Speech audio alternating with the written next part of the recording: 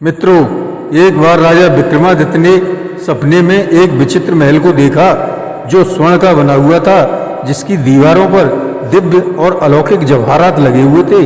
उसी महल को देखने की लालसा उन्हें स्वर्ग तक ले पहुंची, जहां इंद्र ने राजा विक्रमादित्य को अपना महल दिखाने ले गए। वहां महल में वही योगी बैठा हुआ था जिसे राजा ने स्वप्न में देखा था। पूछने पर इंद्र ने जो बताया वह आश्चर्य में डालने वाला था। वह योगी कौन था जो राजा के सपने में दिखा था? फिर वह स्वर्ग में कैसे दिखाई दिया? जानने के लिए इस कहानी को अंत तक जरूर सुनें तथा सब्सक्राइब कमेंट करके बेल आइकन दबाना न भूलें। धन्यवाद। नमस्कार, मैं रणवीर सिंह लोटस एंटरटेनमेंट में आपका हार्दिक स्वागत करता हूं। मित्रों, 28वें दिन राजा भोज सिंहासन के पास पहुंचे ही थे कि 28वीं पुतली वैदेही ने आगे बढ़कर उनका रास्ता रोक लिया और बोली, हे राजा भोज, यदि आप सिंहासन पर बैठने की इच्छा रखते हैं तो पहले आपको यह सोचना होगा कि क्या कभी इंद्रदेव ने आपको अपने सिंहासन पर बैठने को आमंत्रित किया था। इस बारे में मैं राजा विक्रमादित्य के सिंहासन की 28वीं पुतली वैदेही एक कहानी सुनाती हूँ। यदि तुम में ऐसा गुण है तो तुम इस सिंहासन पर अवश्य बैठ सकते हो। फिर पुतली वैदेही ने कहानी सुनानी शुरू की। एक रात राजा विक्रमादित्य ने स्वप्न में देखा कि वे एक भव्य महल में घूम रहे हैं। पूरा महल सोने का बना हुआ था, जिसकी दीवारों पर तरह तरह के बहुमूल्य रत्न जड़े हुए थे। उस भव्य महल से रोशनी निकलकर चारों दिशाओं को जगमगा रही थी। महल के चारों तरफ मनोरम उद्यान फैले हुए, इनके रंग बिरंगे फूलों पर अनेक रंग की तितलियां और भौरे गुंजायमान हो रहे थे। महल के एक कमरे में संगीत लहरियां निकलकर कानों में अमृत घोलती हुई अनुभव हो रही थी। स्वप्न में टहलते हुए जब राजा विक्रमादित्य एक ओर बढ़े तो उन्हें एक योगी समाधि लगाए हुए दिखा। उस योगी के चेहरे से अलौकिक तेज प्रकाशित हो रहा था। राजा को ऐसा लगा कि उस योगी का चेहरा बहुत कुछ उनसे मिलता जुलता था। फिर उनका स्वप्न टूट गया। वह उठ बैठे। उन्होंने देखे गए स्वप्न की सच्चाई जानने का निर्णय लिया। उनका मन सपने में दिखाई दिया। पहले महल को देखने के लिए लालायित उठा। पंडितों ज्योतिषियों को बुलाकर अपना सपना बताया। फिर पूछा, ऐसा महल कहाँ पर हो सकता है? पंडितों ने बताया, ऐसा महल पृथ्वी लोक पर तो नहीं हो सकता। अवश्य ही वह इंद्रदेव का महल था। उस महल में वही जा सकता था जो ईश्वर भक्त हो, जो हर समय ईश्वर आराधना में लीन रहता हो। ज्योतिषियों ने कहा, लेकिन जो पुण्य कार्य अथवा प्रजा की भलाई और राजकाज में लगा रहता है उसको ईश्वर का नाम लेने का ही अवसर ही कहाँ मिलता है।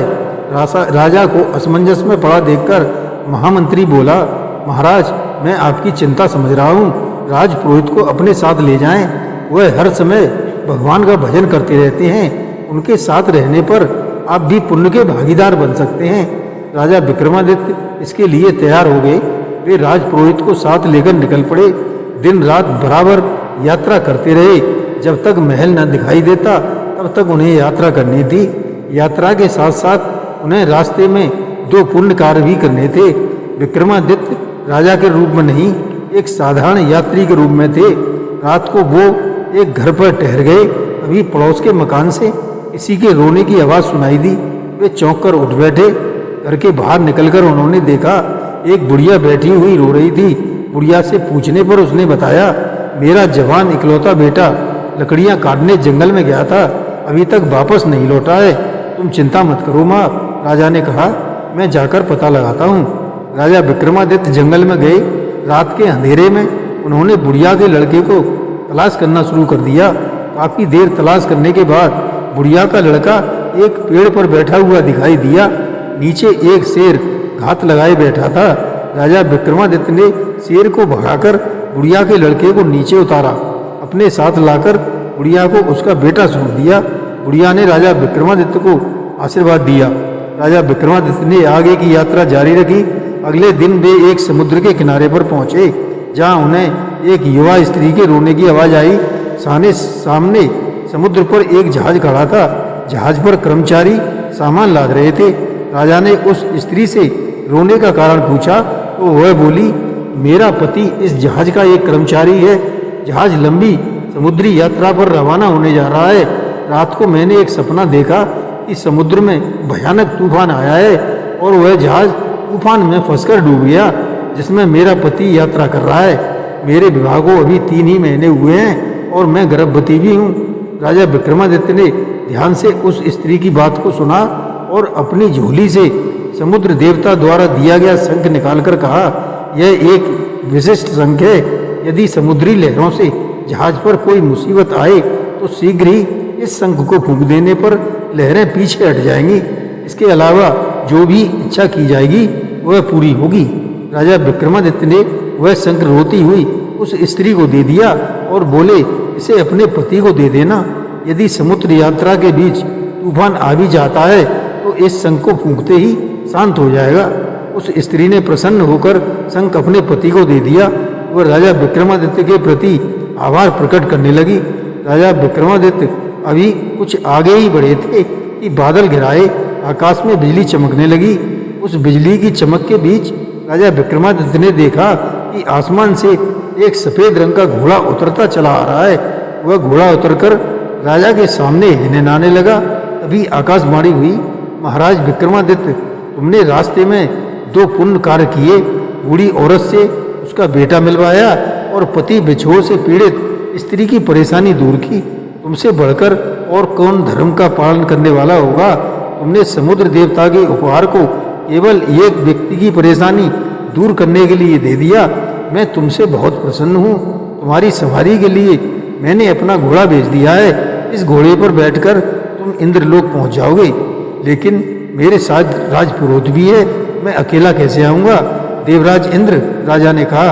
इससे पहले कि आकाशवाणी से कोई उत्तर आता, राजपुरोहित ने हाथ जोड़ते हुए कहा, आप महाराज, आप मेरी चिंता न करें। मुझे मरने के बाद यदि स्वर्ग में मिलता है तो उसे मैं अपना सौभाग्य समझूंगा। सशरीर मुझे स्वर्ग की यात्रा करने में बहुत डर लगेगा। राजपुरोहित की इच्छा जानकर विक्रमादित्य उस घोड़े की तरफ बढ़े जिस पर सुसज्जित जीन कसी हुई थी। वे उस पर सवार हो गए। घोड़ा हवा में उड़ता हुआ घने जंगल तक पहुंचा, फिर हिनहिनाया और आसमान में उड़ गया। उसने हवा के रास्ते पर दौड़ लगाई। राजा विक्रमादित्य सावधान होकर बैठे थे। घोड़ा राजा को इंद्रलोक ले गया। वहाँ उन्हें वही सोने का महल नजर आया जो उन्होंने सपने में देखा था।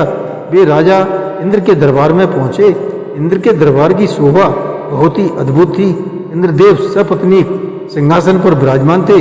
राजा इंद्र स्वयं अपने सिंहासन को छोड़कर उनके स्वागत के लिए बढ़े, उन्हें गले लगाया और अपने सिंहासन पर बैठने को कहा। इस पर राजा विक्रमादित्य ने मुस्कुराकर कहा, भला आपकी बराबरी मैं कैसे कर सकता हूँ। इतना पुण्य मेरा नहीं है। यदि मैं इस सिंहासन पर बैठता हूँ तो मेरा पुण्य छीड़ हो जाएगा। इंद्र प्रसन्न हो गए। उन्होंने कहा, मैं तुम्हारी परीक्षा ले रहा था राजन, तुम सफल रहे। तुम्हारी जगह इस सिंहासन पर न सही लेकिन इंद्र के महल में अवश्य है। आपने यहाँ एक योगी को साधना करते देखा होगा, वह कोई और नहीं, आप ही हैं विक्रमादित्य। फिर उन्होंने एक मुकुट राजा विक्रमादित्य को दिया। राज मुकुट पहनकर और इंद्रलोक की सैर कर राजा वापस अपने नगर आ गए। कथा सुनाकर पुतली वैदेही बोली, कहो राजा भोज, क्या तुम में इतनी नम्रता है कि यदि इंद्र अपना सिंहासन देते हो तो तुम उस पर बैठने से मना कर दोगे।